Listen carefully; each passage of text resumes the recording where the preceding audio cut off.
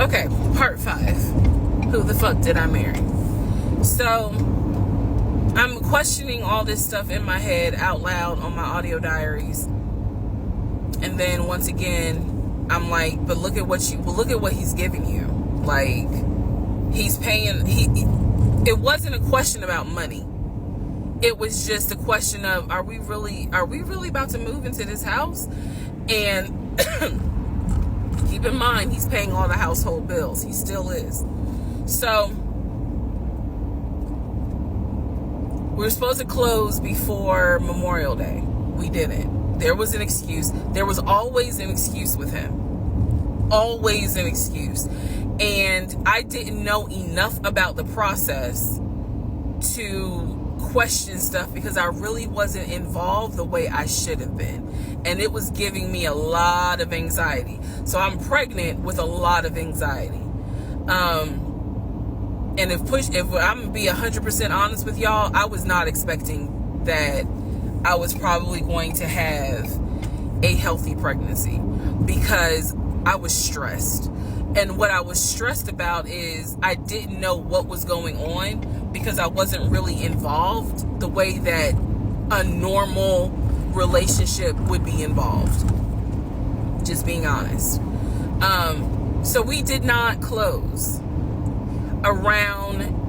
We move now into June. This is now going into June. Around June 5th, I looked at the house again on Realtor.com. I don't know what made me do it other than, and I don't mean to sound super spiritual. I know that people are like, you may or may not believe in God, but I'm telling you, I believe with all my heart. Probably the Holy Spirit was like, look at that house on Realtor.com. So I looked at the house on Realtor.com. This was around June 5th. It showed that the house was off the market.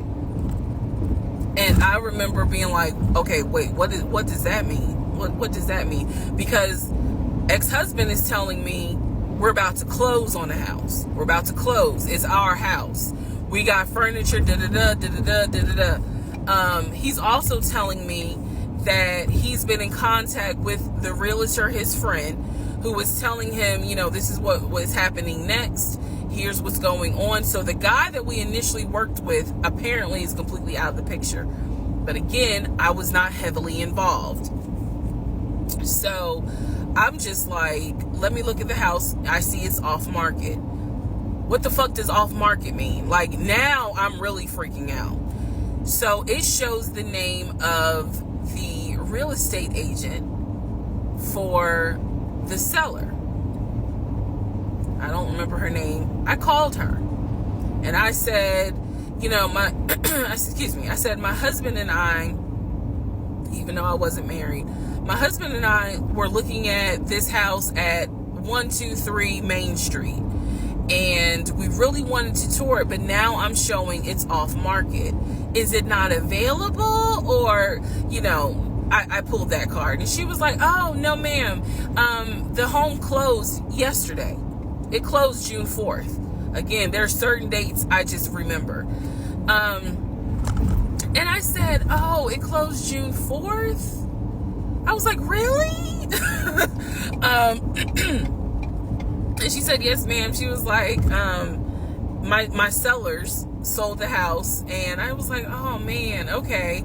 Well, I said, my husband and I really wanted, we love the pictures of it. And we're getting ready to start a family. So I would have loved to have been able to, have the opportunity to see it. I asked her something. I don't remember the specific question I asked her. And I know why I asked the question, because I was anticipating that my boyfriend at the time was going to have some sort of excuse. So I asked her something about the buyers. And I remember, and somehow, again, forgive me, I don't remember the question I asked her. But the answer was that it was an older white couple. So I get off the phone with her.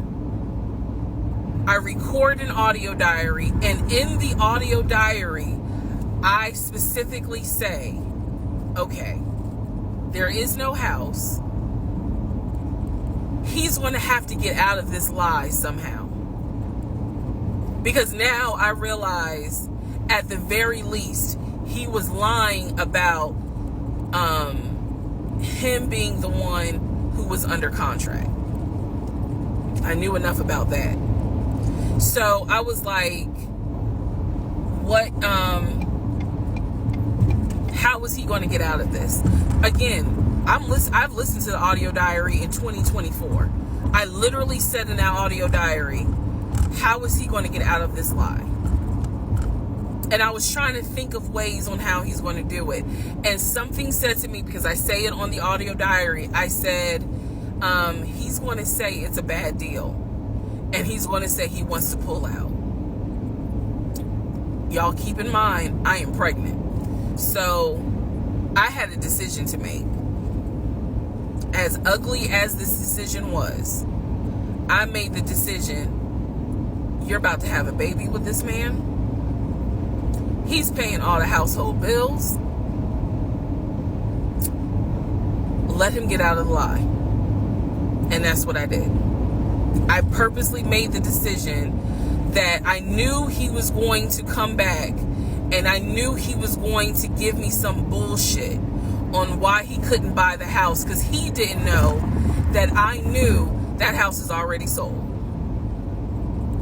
The house is already sold. And this is the part where I said, I'm gonna be honest, even though it's gonna make me look bad, because most women in their right mind would have been like, I'm out. And I didn't. So sure enough, he came home. He didn't really say anything that day. The next day I asked him about the house, and he said, my friend, the realtor, he was like, I'm talking to him because something's going on with the interest rate. And when he said that, I felt so much relief, because I knew that I had been prepared for, he's going to give you some bullshit. So when he said there's something with the interest rate, I said, you know what? If this is literally what I said, y'all. If the interest rate isn't good, then we shouldn't move there. We should probably let this house go. We should cancel whatever furniture we ordered, or, appliances, and let's just look for another house. I said, I would like to be moved before the end of the year. I said, I really don't want to be 9 months pregnant moving into a house. I would like to be done with this before then. And the way I said it was so calm, and he was like, okay. He was like, I'm gonna call the friend, the realtor, and tell him I'm backing out of the house, and I'm gonna see if I can get my earnest money back. And I remember looking at him. I was standing in the kitchen, and I cocked my head to the side, and I said, okay, get your earnest money back, and let's find another house. And so that's how that first house fell through. So fast forward, I keep looking at this to see how much time I have, because they only give you 10 minutes.